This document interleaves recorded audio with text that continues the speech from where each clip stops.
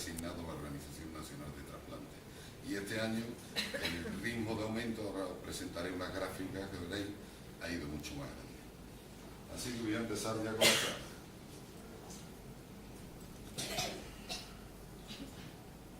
Esta es la palabra técnica de donación de médula ósea. Donación de médula ósea suena a trozo de hueso, ¿no es verdad? No es el trozo de hueso. La médula ósea a la que yo me refiero es el líquido que tiene el tuétano de los huesos. El tuétano todos sabemos lo que hay en un hueso, ¿no? Pues bien, eso es la médula ósea. Ahí dentro, ¿qué es lo que ocurre? Que está la fábrica de la sangre. Ahí es donde hay muchísimas células. Todos habéis oído hablar de las células madre. ¿Qué son las células madre? Pues unas células que se nos quedan en el cuerpo desde que somos embriones y que sirven para ir haciendo, cuando se construye un edificio luego está el mantenimiento, ¿no? Pues la brigada de mantenimiento son las células madre que se nos quedan en el cuerpo, son las que se encargan de repararnos una herida, de repararnos una inflamación, etc. No siempre lo hacen bien y otras veces sí lo hacen, y estas células son capaces, son células que le llamamos totipotenciales, capaces de transformarse en cualquier otro tipo de célula que tenemos en el cuerpo, incluido el sistema nervioso. ¿Alguien sabe lo que es un cáncer? No le pregunta que he hecho, Carmen. ¿Alguien me podría decir lo que es un cáncer? Así, en palabras normales. ¿Es una enfermedad? Un cáncer es una célula que tenemos dentro de nuestro cuerpo, se altera genéticamente y regresa al estado embrionario. Sí, dígame. No me oye, ¿no? Más fuerte todavía. Bueno, pues un cáncer es una célula que regresa al estado embrionario. ¿Eso qué es? Células que se reproducen muy rápidamente, que tienen una gran energía de reproducción. Pero curiosamente en el cáncer no solamente no se reproducen, sino que además consumen una gran cantidad de energía. La mayoría de las pruebas de diagnóstico de cáncer se basan en esos consumos exagerados de energía. Y ahora os explico más. Cuando un óvulo y un espermatozoide se juntan, tenemos una célula. Esa célula se reproduce a tal velocidad que a los 9 meses tenemos 3,5 kilos de célula, es decir, un niño recién nacido. Si siguiéramos creciendo a esa velocidad, seríamos unos gigantes desmesurados, ¿no? Prácticamente incompatibles con la vida. Entonces hay como un freno genético. Durante nuestra vida, parte de nuestras células se alteran y vuelven a ser embrionarias. ¿Qué es lo que hacen? Se ponen a crecer a la misma velocidad. Desplazan a las que tienen al lado. Un tumor en los orígenes de etimología griega significa bulto. Entonces lo primero que hacen los tumores es abultar. Entonces, un tumor y empieza a crecer, empieza a empujar. A la vez empieza a consumir toda la energía del organismo. Empieza a debilitarse el organismo, adelgazamiento, empieza a sentirse la persona mal, ya el órgano donde parte ese tumor no empieza a funcionar, puesto que han desplazado las células que funcionan y las cancerosas no realizan esa función. O la realizan exacerbadamente, que también puede ocurrir. Entonces, con esta célula, lo que quería decir, ¿cómo curamos un cáncer? ¿Cómo podemos tratar un cáncer? La característica principal de esta célula es que come mucho más que lo normal que está al lado. Entonces le damos una quimioterapia. ¿Qué es una quimioterapia? Unos venenos que remedan los alimentos que necesita la célula. Entonces la célula cancerosa absorbe más esos venenos que la célula normal, porque es de reproducción muy rápida, necesita más energía, se muere antes que la normal. ¿Pero qué ocurre?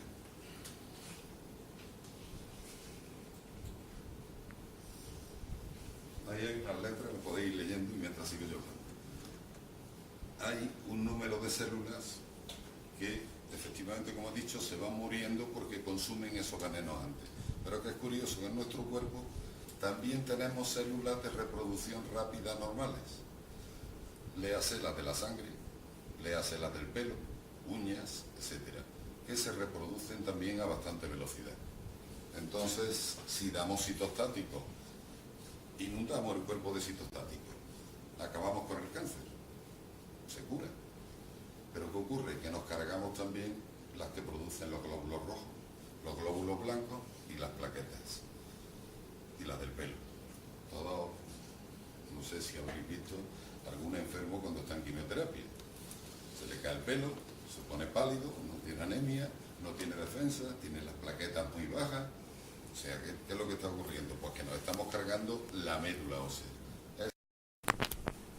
Pues a unos norteamericanos se les ocurrió que ¿por qué no hacemos lo siguiente? Si tenemos medios para sacar esas células madre del tuétano de los huesos y guardarlas y conservarlas vivas, podríamos dar quimioterapia en dosis letales y radioterapia a un paciente, mantenerlo en un estado de aislamiento y luego volver a colocarle sus células madre o las células madre de otro compatible. Y efectivamente esa fue la idea. Esta idea surgió en los años 50, ha pasado ya tiempo, ¿no? Lógicamente, como todos los primeros que se hicieron, digamos que no fueron del todo bien, pero hoy día se ha consolidado como una terapia más. Habréis oído hablar de trasplante, autotrasplante, entre hermanos, etcétera. Vamos a ver, el trasplante puede ser, ahí lo tenéis, autólogo. Autólogo significa que le ponemos las mismas células del paciente, se las ponemos a él mismo. Difícil un poco de entender. ¿Qué le ocurre? Hemos tratado el cáncer, hemos llegado a un nivel que prácticamente su médula está limpia de cáncer, se la extraemos, se las guardamos, esas células, se las congelamos y le damos, lo que hemos dicho antes, quimioterapia en altas dosis. O bien radioterapia se puede dar también en altas dosis. Teóricamente eliminamos la enfermedad mínima residual, luego descongelamos esas médulas, esas células madre y se las colocamos a él. Durante 20 días va a estar totalmente aislado, mantenido por transfusiones de glóbulos rojos, de plaquetas y con la defensa muy baja, prácticamente inexistente. Entonces, con eso, durante esos días, esas células que le hemos infundido por la vena, un trasplante es una transfusión de 200 centímetros cúbicos. O sea que no es... Y la extracción, ahora la cuento también, veréis. Entonces, es esa transfusión, anida en su médula ósea, en su hueso, y empiezan a reproducirse estas células. A su vez empiezan a fabricar glóbulos rojos, glóbulos blancos y plaquetas. Sí, dígame. Estamos hablando de una persona que está sana, que tiene la opción de extraerse médula ósea y dejarla en un banco de médula ósea o algo parecido para luego que en caso de... Ese es el negocio. Están haciéndolo con los cordones umbilicales. Ahora después se lo cuento. Es que después hablo del cordón. Pero vamos, que ha hecho bien en pararme, que no se preocupe, no tengo nada de eso. Entonces, una posibilidad que tenemos es guardar nuestra propia médula ósea. Los costes serían brutales. Son muy altos. Se lo digo porque ojalá. El halogénico. Una persona que es compatible en médula ósea como en grupo sanguíneo. En otros grupos sanguíneos es mucho más difícil. La compatibilidad media es 1 cada 2000. El halogénico, es decir, un donante altruista, un hermano, un pariente que es compatible conmigo, me da esa médula ósea. Y el proceso es el mismo. ¿Sí? Entonces, ¿él qué hace mientras? Él en la cama, calladito y tranquilo. El donante de médula ósea es que se queda sin células que produzcan defensa. Exactamente, se queda el enfermo y el otro se la presta. No, eso se refiere a que dona. El que dona.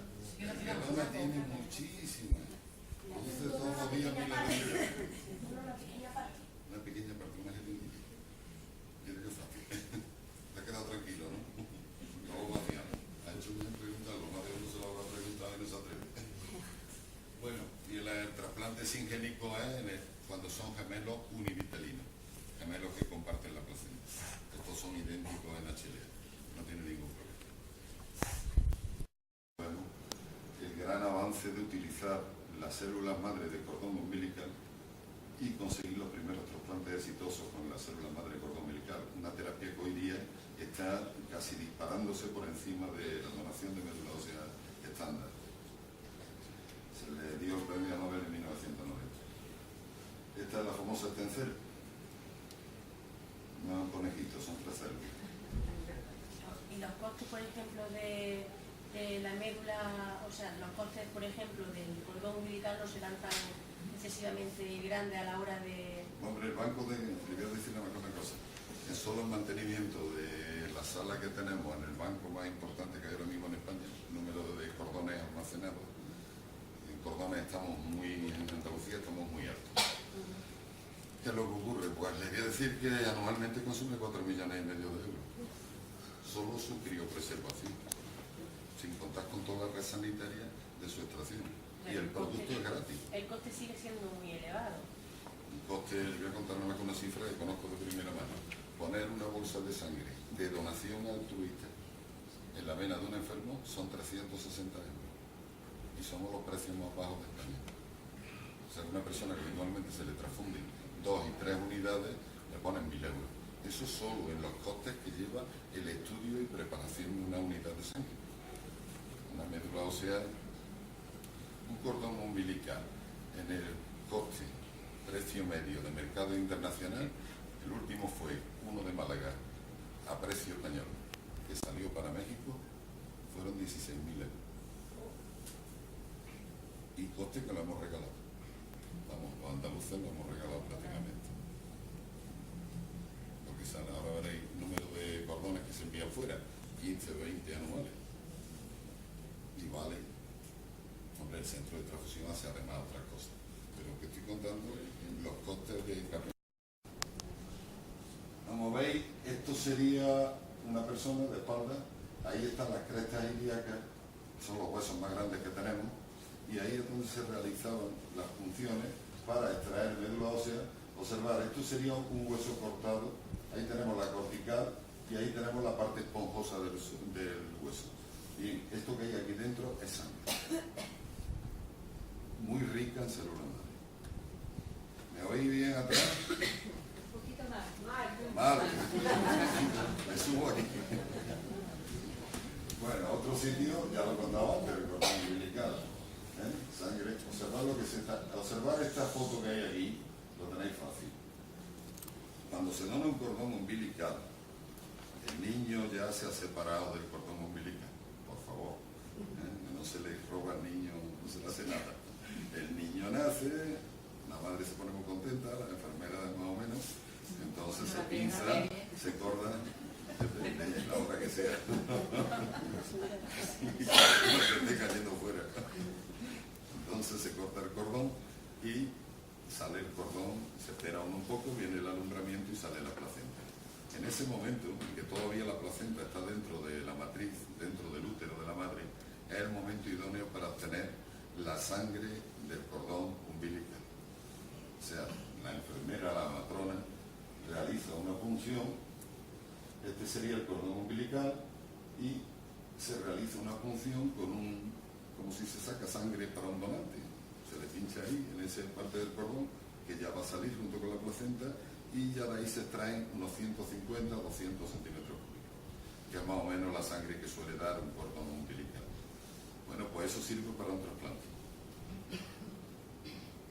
Observar qué cosa tan sencilla y sirve para un trasplante, para salvarle la vida a una persona con una enfermedad. Y el método más utilizado ahora lo podéis ver en cualquier donación de sangre, en el centro de transfusión y tal. Esto que hay dibujito que hay aquí tan mono, es una máquina que llamamos de aféresis. Para que nadie sabe lo que significa aféresis. Sí, claramente. La palabra aféresis a mí no me gusta emplearla. Es igual pero bueno, es que no tengo otra.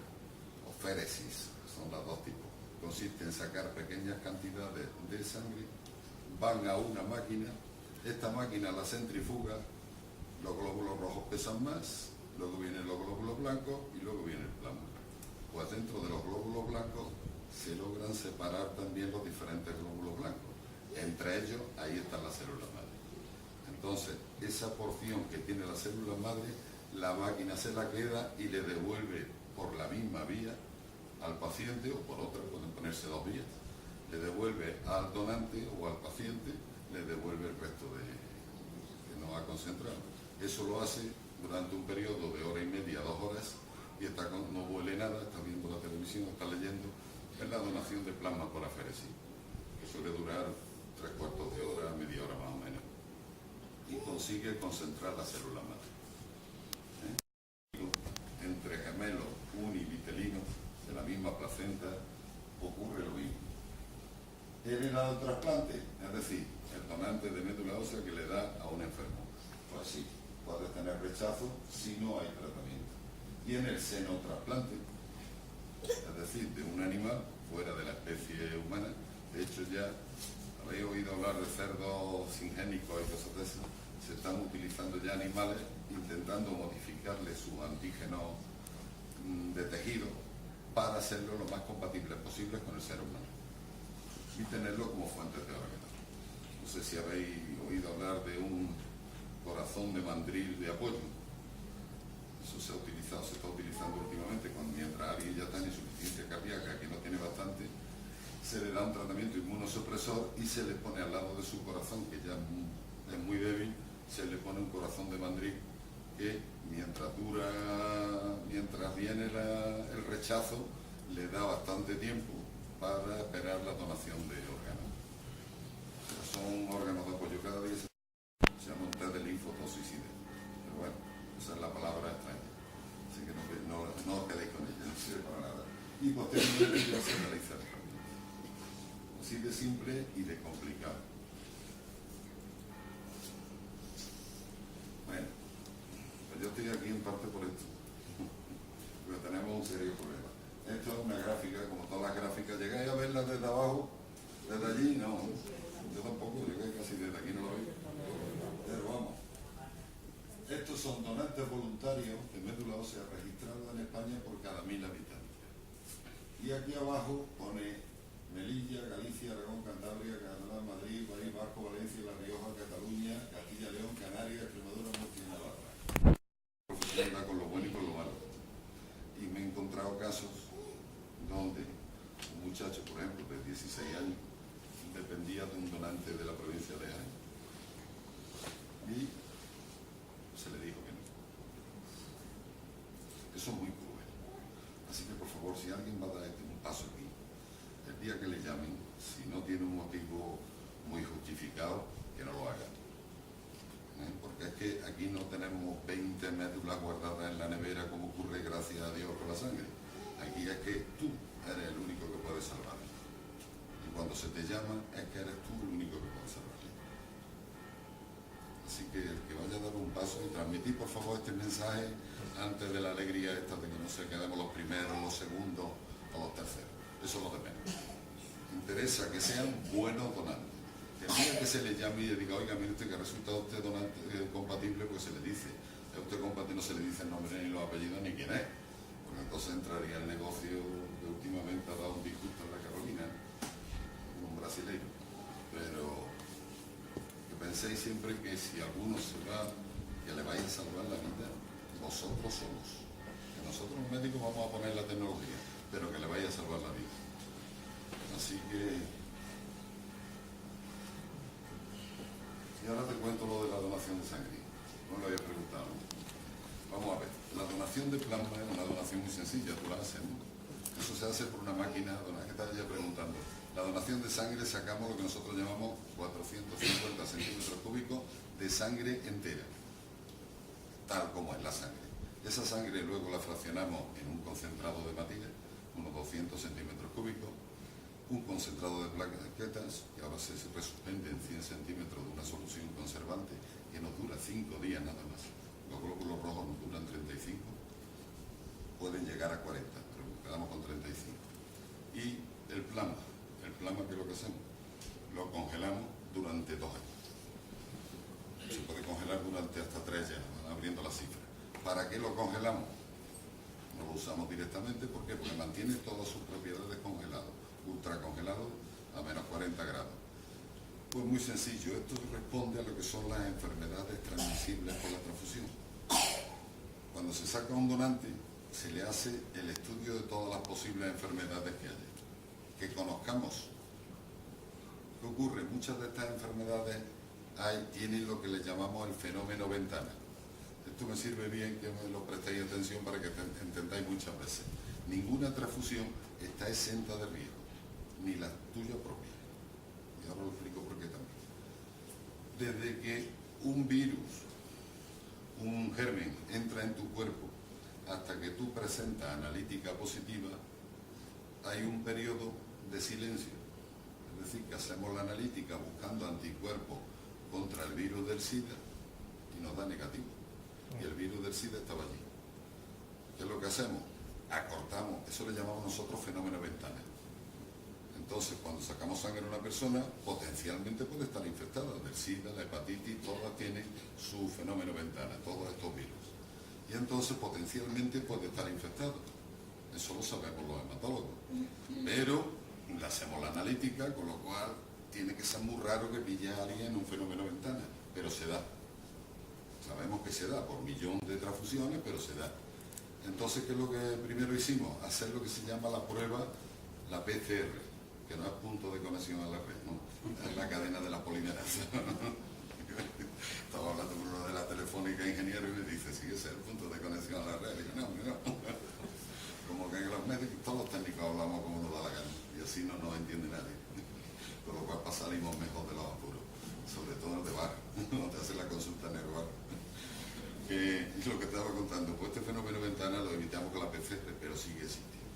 PCR es que detecta ya el virus, no el anticuerpo contra el virus, ya detecta el virus, por lo cual se acortó, pero no detecta determinadas cantidades de virus. ¿Qué ocurre? Que ya que sacamos sangre, los glóbulos rojos tenemos 40 días, el fenómeno ventana no los tenemos que tragar, porque si no se nos estropean los glóbulos rojos. Las plaquetas 5 días, más todavía, no lo tragamos. El enfermo corre ese virus. ¿Y qué ocurre con el plasma? Que el plasma lo podemos conservar 2 años. Lo congelamos y cuando vuelve a donar otra vez, vemos que sigues teniendo la analítica negativa, luego ese plasma no tenía